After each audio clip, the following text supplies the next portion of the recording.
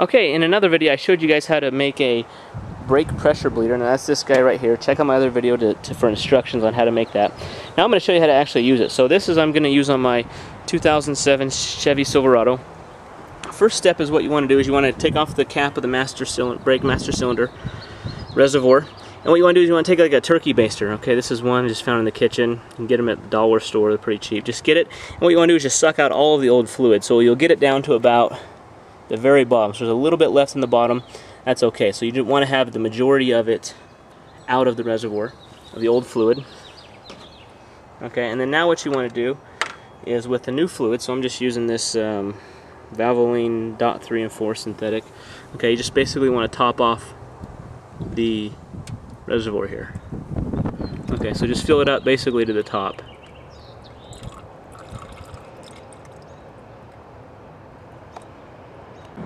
Okay, I just filled up the reservoir with new fluid. Now what I want to do is I want to take the cap of this pressure bleeder that I made. So you take the cap and you want to just adhere the cap. Okay, cap snugly on. Then you want to tighten up the pumper. Okay, and then you want to fill this up with brake fluid. I have it probably almost maybe half a gallon brake fluid in here. Okay, it's 3/4 of it almost. And so you want to get it here. Next step is basically you want to pump this up. The fluid will then flow into the lines, into here, into the reservoir, and then it'll pressurize the system. Then you can open up the bleed valve and fluid will bleed out until you see the good fluid come out. So I'll show you how that's done. Are you taping? Mm-hmm.